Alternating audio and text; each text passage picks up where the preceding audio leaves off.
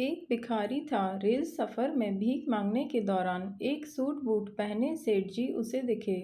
उसने सोचा कि यह व्यक्ति बहुत अमीर लगता है, इससे भीख मांगने पर यह मुझे जरूर अच्छे पैसे देगा। वह उस सेठ से भीख मांगने लगा। भिखारी को देखकर उस सेठ ने कहा, तुम हमेशा मांगते ही हो, क्या कभी किसी को कुछ देते भी हो? भिखारी बोला, साहब मैं तो भिखारी हूँ, हमेशा लोगों से मांगता ही रहता हूँ। मेरी इतनी औकात कहाँ कि किसी को कुछ दे सकूँ। सेठ, जब किसी को कुछ दे नहीं सकते तो तुम्हें मांगने का भी कोई हक नहीं है। मैं एक व्यापारी हूँ और लेन देन में ही विश्वास करता हूँ। अगर तुम्हारे पास मुझे देने को हो तभी मैं तुम्हें बदले में कुछ दे सकता हूँ। तभी वह स्टेशन आ गया जहाँ उस सेठ को उतरना था। वह ट्रेन से उतरा और चला गया। इधर भिखारी सेठ की कही गई बात के बारे में सोचने लगा। सेठ के द्वारा कही गई बात उस भिखारी के दिल में उतर गई। वह सोचने लगा कि शायद मुझे भीख में अधिक पैसा इसलिए नहीं मिलता क्योंकि मैं उसके बदले में किसी को कुछ दे नहीं पाता हूँ। लेकिन मैं तो भिखारी हूँ, किसी को कुछ देने लायक भी नहीं हूँ। लेकिन कब तक मैं लोगों को बिना कुछ दिए केवल मांगता ही रहूँगा। बहुत सोचने के बाद भिखारी ने निर्णय किया कि जो भी व्यक्ति उसे भीख देगा तो उसके बदले में वह भी उस व्यक्ति को कुछ जरूर देगा। लेकिन अब उसके दिमाग में यह प्रश्न चल रहा था कि वह खुद भिखारी है तो भीख के बदले में वह दूसरों को क्या दे सकता है। इस बात को सोचते हुए दिन भर गुजरा, लेकिन उसे अपने प्रश्न का कोई उत्तर नहीं मिला। दूसरे दिन जब वह स्टेशन के पास बैठा हुआ था, तभी उसकी नज़र कुछ फूलों पर पड़ी जो स्टेशन के आसपास के पौधों पर खिल रहे थे। उसने सोचा, क्यों ना मैं लोगों को भीख के बदले कुछ फूल दे दिया करूं। उसको अपना यह विचार अच्छा लगा और उसने वहाँ से कुछ फूल तोड़ लिए। वह ट्रेन में भीख मांगने पहुँचा। जब भी कोई उसे भीख देता तो उसके बदले में वह भीख देने वालों को कुछ फूल दे देता। उन फूलों को लोग खुश होकर अपने पास रख लेते थे। अब भिखारी रोज फूल तोड़ता और भीख के बदले में उन फूलों को लोगों में बांट देता था।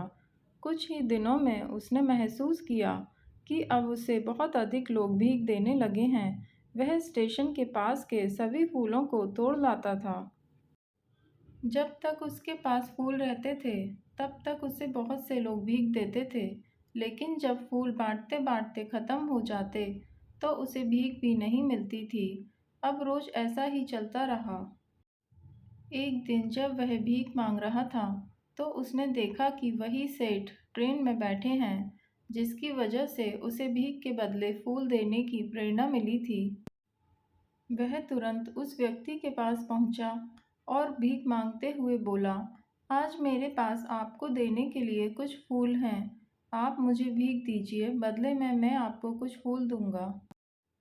सेठ ने उसे भीख के रूप में कुछ पैसे दे दिए और भिखारी ने कुछ फूल उसे दे दिए। उस सेठ को यह बात बहुत पसंद आई। सेठ, वाह क्या बात है, आज तुम भी मेरी तरह एक व्यापारी बन गए हो। इतना कहकर फूल लेकर वह सेठ स्टेशन पर उतर गया। लेकिन उस सेठ द्वारा कही गई बात एक बार फिर से उस भिखारी के दिल में उतर गई। वह बार बार उस सेठ के द्वारा कही गई बात के बारे में सोचने लगा और बहुत खुश होने लगा।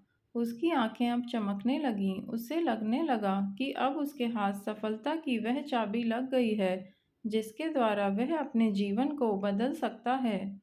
वह तुरंत ट्रेन से नीचे उतरा और उत्साहित होकर बहुत तेज आवाज में ऊपर आसमान की ओर देखकर बोला, मैं भिखारी नहीं हूँ, मैं तो एक व्यापारी हूँ।